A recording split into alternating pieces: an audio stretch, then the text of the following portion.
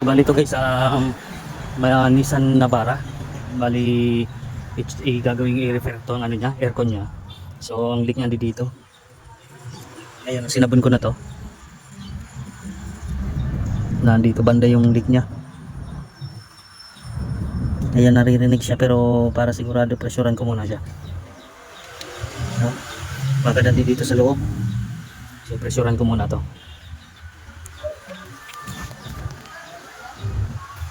Ayan yung ano niya banda oh. So tanggalin ko na lang din muna tong ano. So bali yan guys, may pressure pa naman siya 100. So hindi ko na muna siya may pressure pa siyang 100. Pero baklasin ko lang to kasi parang nandito sa likod niya yung ano niya, leak. Baka mamaya wala naman dito sa o-ring niya kasi ayun, sinabon ko to. Sinabon ko yan ay wala lumalabas dito. So nandito yung banda sa likod niya, malangis. Baka mamaya sa ano to, condenser mismo. So baklasin ko lang to. Baklasin ko lang tong ano niya. Sa harapan niya. So bali to guys yung ano niya oh. Nandito yung leak niya. Wala yata doon sa fittings niya. Wala doon sa kanyang o-ring. Ito yung malangis.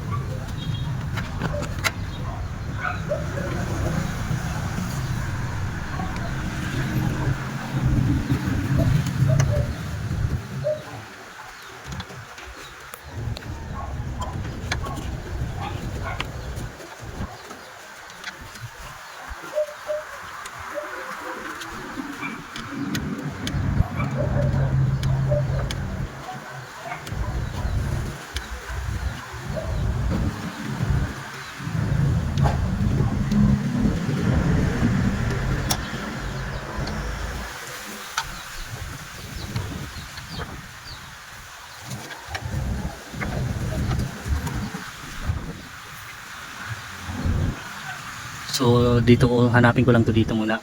Kasi andito yung langis niya pero wala doon sa may ano ng o-ring niya.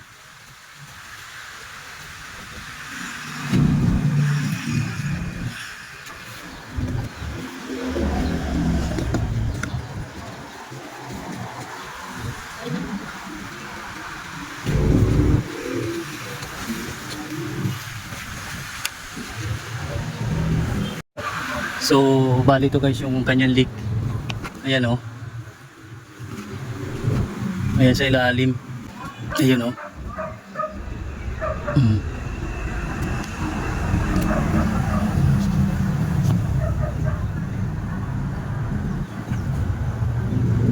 So ayan ang kanyang leak.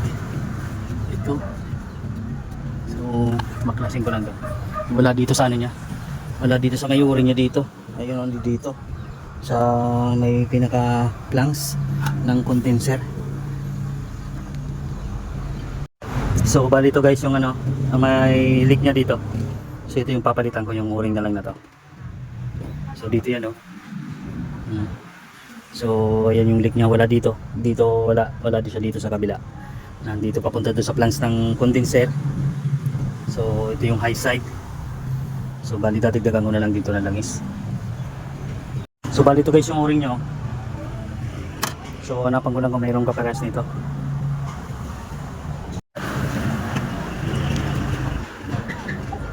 So try ko to.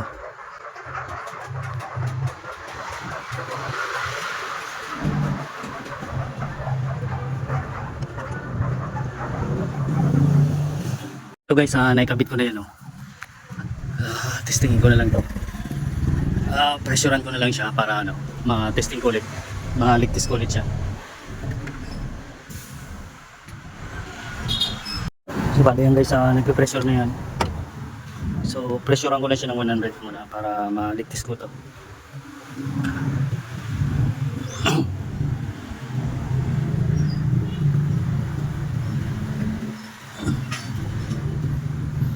Ayan o, yung kanina nandito yung leak niya dito.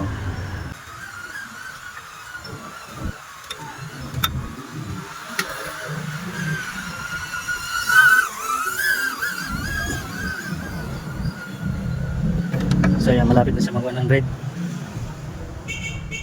Kargaan ko lang siya ng 100 muna, pressurean ko. Ayan, 100 na siya.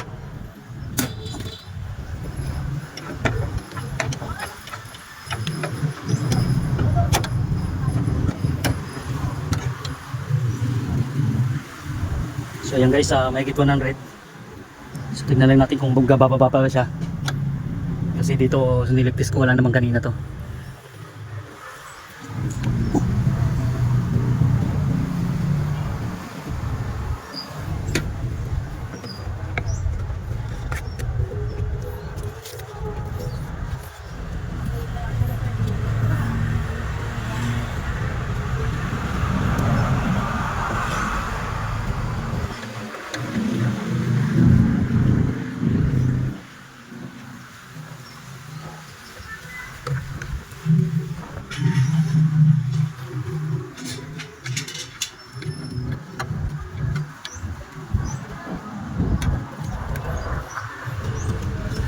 So ayan, kanina nandito yung leak niya. Ayan. So ayan, mukhang wala na naman siya guys. Pero antayin muna natin yan. Mga ilang minuto, ayan o. Mahigit 100. So bali ito guys, kinargaan ko na ito ng preyo na yun. Naikarga na yan, naikabit ko na rin yung ano nito. Tapos nilagyan ko na rin to guys ng langis, dinagdagan ko na to ng langis. Hindi ko rin nakuha ng video kasi mag-isa lang ako, walang tagahawak ng camera. Walang tagahawak ng cellphone, kaya so start ko na lang to.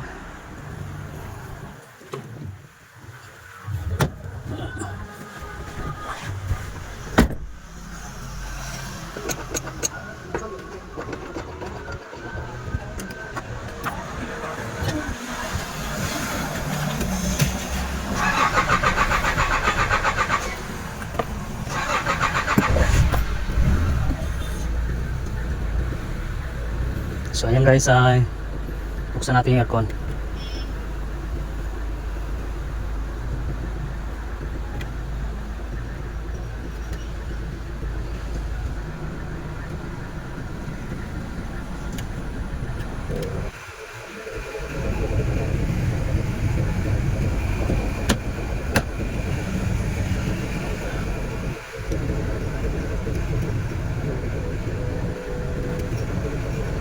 Maigay yung blower nito guys.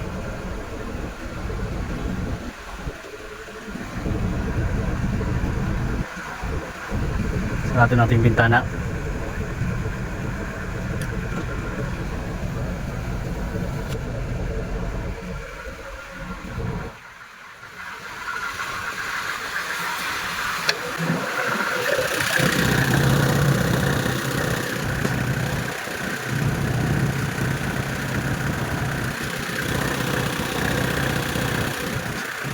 So kumplituhin lang natin guys yung karga nito.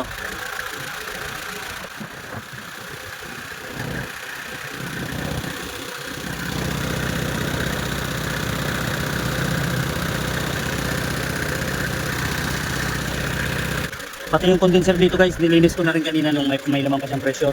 So nilinis ko na yan, yan para tanggal talaga yung mga dumi niya sa ano. Saka habang nakabaklas pa to kanina.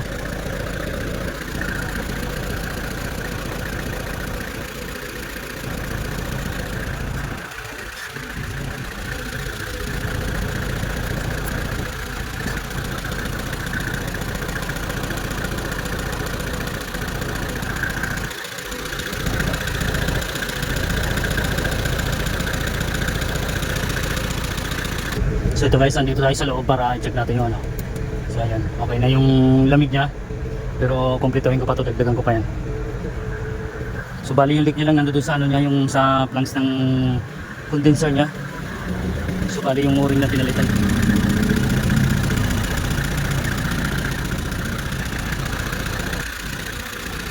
So ayan guys, yan muna yung karga niya. Iyan muna natin si Jan 35. Kaya nagano na yung bali yung low side niya guys, nag-return na, nandito na sa may flanks papunta doon sa compressor niya.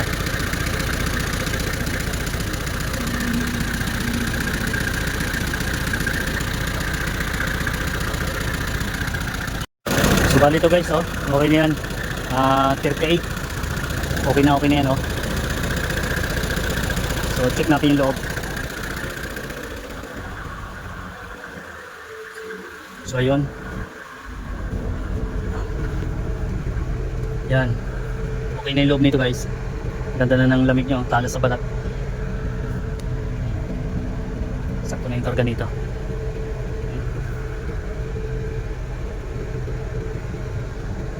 So yan guys, hanggang dito na lang. Thank you.